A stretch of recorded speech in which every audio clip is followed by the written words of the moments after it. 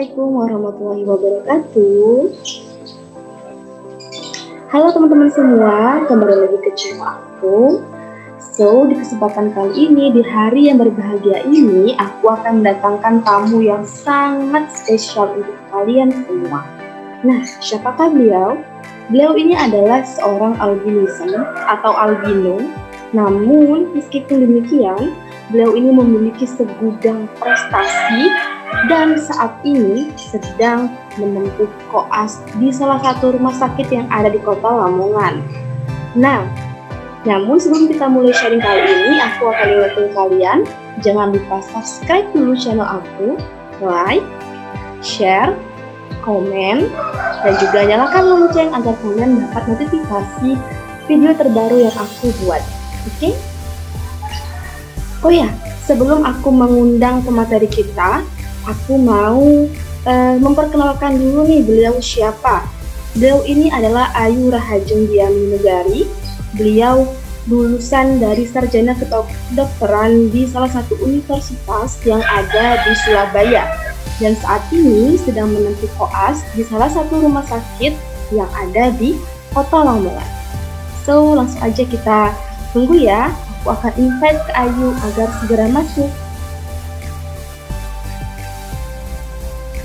Nah teman-teman, kita sambut tamu spesial kita, yaitu Kak Ayu. Assalamualaikum Kak Ayu. Halo. Waalaikumsalam. Nah Kak Ayu, gimana kabarnya Kak? Koasnya gimana? Lancar? Alhamdulillah lancar. Nah, teman-teman, kita langsung mulai aja ya, karena aku yakin juga teman-teman pasti udah nggak sabar nih pengen tahu apa sih sharing kita kali ini. Nah, seperti yang aku sampaikan di awal tadi, bahwasannya Kak Ayu ini merupakan seorang albinism atau seorang albino. Mungkin di antara teman-teman masih banyak yang belum tahu apa sih albino itu. Nah, Kak Ayu, oleh karena itu, bisa nggak Kak coba jelasin ke kita sebenarnya albino itu gimana Kak? Silakan Kak. Oke, jadi di sini aku coba bakal jelasin menurut dari ilmu kesehatan. Jadi albinism itu adalah suatu kelainan dari produksi warna kulit. Jadi istilahnya itu seseorang akan mengalami kekurangan produksi warna pada kulitnya atau melanin. Jadi ya efeknya adalah bisa seperti aku saat ini, yang mana warna kulitnya dari atas sampai bawah itu putih, tapi ada beberapa klasifikasi albino lagi yang lainnya. Cuma kalau misal kita jelasin secara detailnya agak panjang sih Kak. Itu. Teman-teman, seperti yang Kak Ayu jelasin tadi, jadi albino itu ada kelainan di produksi warna kulit yang mengakibatkan Kak Ayu memiliki kulit seperti yang teman-teman lihat saat ini. Seperti itu ya Kak, singkatnya ya Kak? Bener banget. Nah Kak Ayu, ini kita ingin tahu Kak, dengan keadaan demikian pastinya akan ada hambatan yang Kakak alami. Nah, mungkin Kakak bisa share ke kita tantangan apa sih Kak yang Kakak alami selama ini, baik itu dari diri Kakak ke lingkungan maupun dari lingkungan ke diri Kakak pribadi. Secara umum tidak hanya aku aja, tapi dari teman-temanku yang albino juga, dia itu juga mengalami hal yang sama. Misalnya, kalau dari segi sosial, kita sering mendapatkan bullying atau perkataan tentang fisik kita, tapi di sisi lain ada hal positif juga yang kadang bilang mirip Barbie ya, mirip boneka ya, kayak gitu-gitu. Terus tapi kalau dari diriku sendiri terhadap lingkungan, kalau tadi kan sosial ke diri aku, sekarang aku bakal bahas dari diri aku ke sosial. Kalau dari diri aku ke sosial, memang di awal waktu aku masih usia-usia belia itu masih punya rasa minder, kurang percaya diri. Dan itu tidak hanya aku aja, teman-temanku yang albino juga mengalami hal kayak gitu. Terus menerima bullying dari sosial juga sering gitu kan. Terus kalau tantangan masalah albinisme itu kan sensitif sama panas sinar matahari, karena ya itu tadi seperti yang aku sempat sampaikan bahwa produksi warna kulit pada albinisme itu kan bermasalah, jadi tidak ada proteksi di kulit kita untuk memproteksi kulit kita dari sengatan sinar matahari. Nah, ya efeknya kadang-kadang bikin kulit kita gampang terbakar. Tapi kalau dari ilmu kedokteran matahari kita bakal kena resiko kanker kulit. Seperti itu. Seperti itu. Namun pastinya meskipun dengan apapun tantangan yang kakak alami, kakak kan saya lihat memiliki banyak prestasi dan sangat unik juga. Ada seorang albino yang berhasil masuk fakultas kedokteran, bahkan saat ini sedang melakukan koas. Hal ini tentunya menjadi hal yang sangat langka, bukan? Kita pasti tahu bahwa jarang sekali kita lihat ada seorang albino yang menjadi mahasiswa kedokteran. Nah, Kak, boleh Kak sharing ke kita gimana sih cerita awal perjalanan kakak hingga kakak di titik ini, hingga kakak berhasil menjadi sarjana kedokteran dan saat ini sedang mengikuti koas.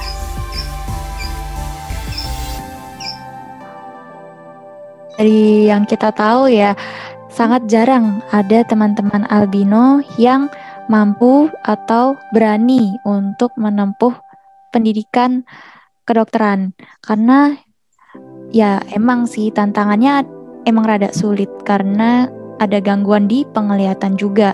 Jadi selain albino itu mengalami kesulitan atau tantangan tersendiri dari kulit, kita juga ada tantangan tersendiri dari penglihatan. Nah, di kedokteran itu memang membutuhkan daya penglihatan yang lebih untuk misal melakukan praktikum, melakukan tindakan-tindakan medis yang aseptik, yang sekiranya itu punya resiko yang tinggi gitu. Tapi di sini perjalanan aku menjadi mahasiswa kedokteran yang albino memang cukup unik perjalanannya. Mulai dari menyiapkan mental, apakah aku bisa nih masuk di fakultas kedokteran, kira-kira kayak gimana nih. Kemudian ketika sudah masuk di kedokteran, ternyata di S1 itu kan kedokteran itu masih yang berkutat di teori aja, jadi untuk masalah praktek-praktek itu sangat jarang, dan itu membuat aku yang enjoy untuk ngejalanin 4 tahunku di S1 Fakultas Kedokteran. Jadi menurutku masalah kesulitan tantangan aku sebagai albino di Fakultas Kedokteran nggak terlalu berat-berat banget. Nah, kemudian alhamdulillahnya aku bisa melewati 4 tahun itu dengan baik. Ya alhamdulillah dengan IP yang bagus. Kemudian akhirnya aku bisa masuk di tahap sekarang, yaitu koas.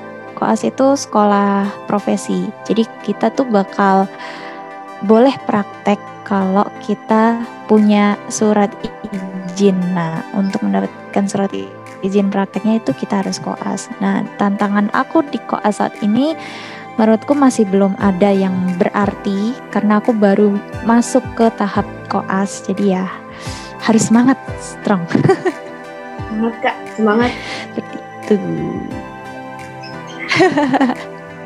Nah, iya Kak, seperti yang kakak bilang tadi kan banyak hal yang harus kakak siapkan. Nah, kalau di perjalanan kakak selama ada di Fakultas Kedokteran hingga saat ini, sebenarnya apa sih Kak kesulitan-kesulitan yang kakak hadapi, tantangan yang kakak hadapi, dan dari diri kakak sendiri gimana cara kakak bisa melewati itu? Bagaimana kakak bisa survive dengan keadaan kakak yang sekarang? Nah, tadi sempat aku jelasin bahwa tantangan seorang albino di Fakultas Kedokteran utamanya adalah di segi penglihatan. Nah, ada beberapa praktikum yang memang membutuhkan daya penglihatan yang lebih, misalnya pelajaran histologi yang membutuhkan penglihatan lebih karena harus melihat mikroorganisme yang pakai mikroskop. Nah, itu aku punya cara tersendiri. Untuk bisa beradaptasi. Ya, dengan cara adalah feeling. Jadi main jam terbang aja. Jadi aku lebih memantapkan ke teorinya terlebih dahulu, kemudian nanti aku baru lihat ke preparat atau ke mikroskopnya. Jadi menggunakan feeling. Kemudian sering berlatih seperti itu, akhirnya jam terbangnya juga jadi bagus ketika dikasih preparat ini, tentang ini. Jadi kita tuh udah hafal sendiri walaupun punya gangguan di penglihatan. Itu salah satunya. Kemudian misalnya ada tindakan injeksi atau kalau umumnya itu suntik menyuntik ya.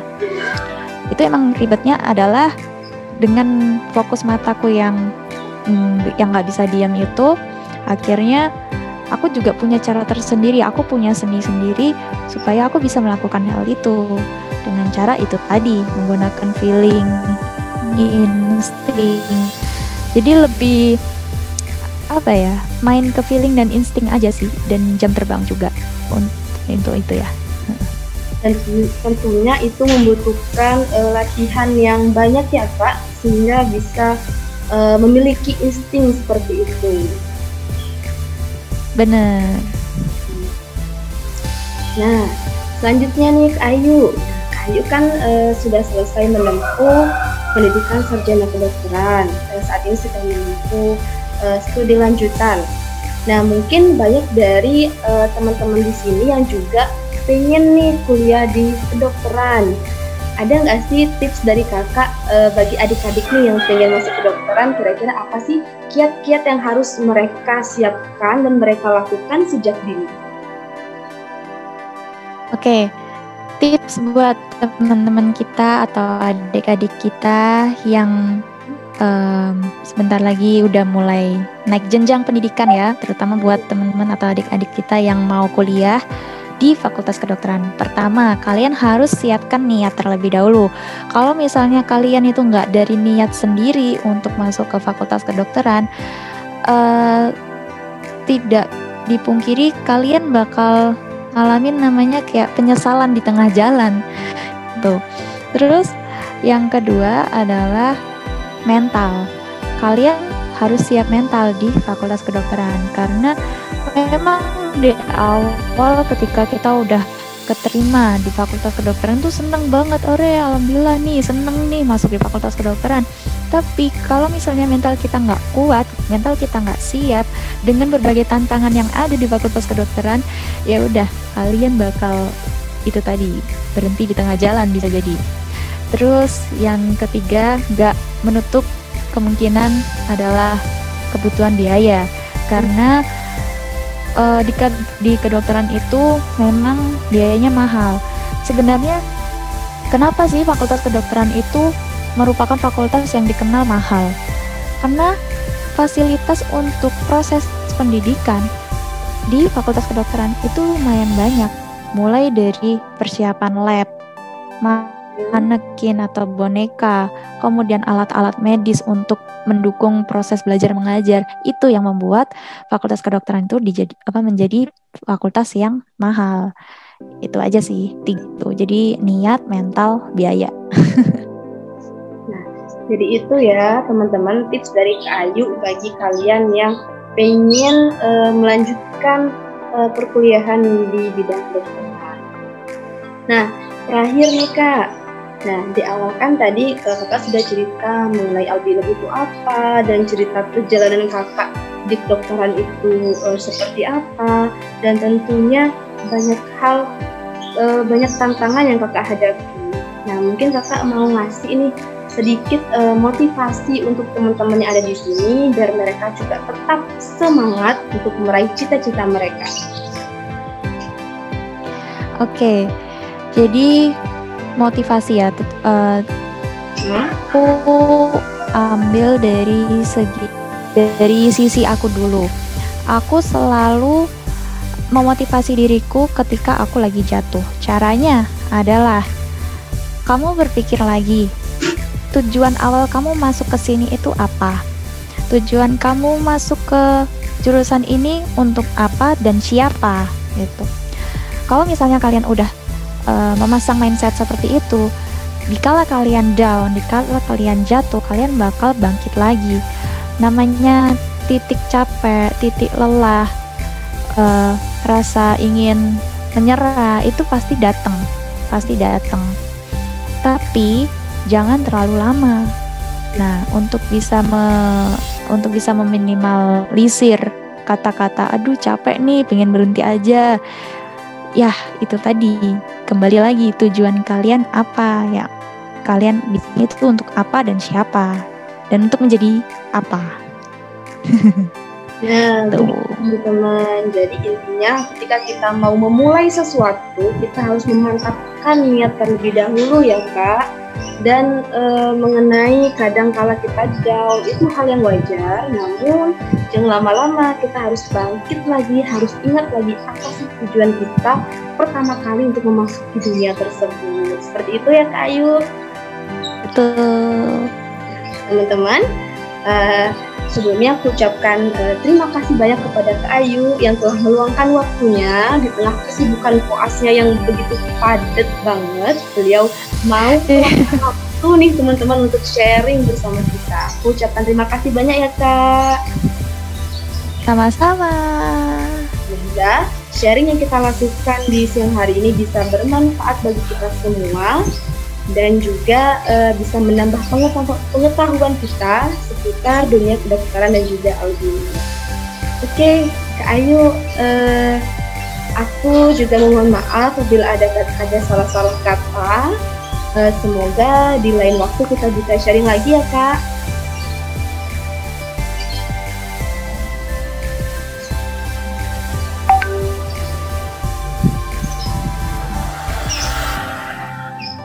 Halo, Kak Ayu. Ya. Ya. Aku pribadi mohon maaf ya Kak apabila ada salah kata selama mini sharing ini berlangsung. Semoga di lain waktu kita bisa sharing kembali. Oh ya teman-teman, namun sebelum makasih banyak. Namun sebelum itu, asal kalian tahu nih, dari tadi kan aku nih manggil Kak Ayu. Nah, sebenarnya di Kak Ayu ini lebih terkenal dengan nama Aira, dan beliau ini adalah seorang seleb TikTok. Nah, beliau ini memiliki TikTok yang berisi seputar edukasi mengenai kedokteran, kesehatan, dan juga tentang dunia koas. Kalau boleh tahu apa Kak nama akun TikToknya? Jangan lupa di follow akun TikTok aku @aira_ai. Jadi I-nya AYY. Atau bisa kalian cari search aja Dokter Muda Aira. Nah, nanti juga aku bakal tulis ya di video ini nama akun TikToknya Kak Ayu. Kalian bisa follow karena akan banyak sekali mendapatkan informasi yang bermanfaat untuk kalian. Nah, mungkin sekian dulu sharing dari kita berdua hari ini. Aku pamit undur diri. Wassalamualaikum warahmatullahi wabarakatuh.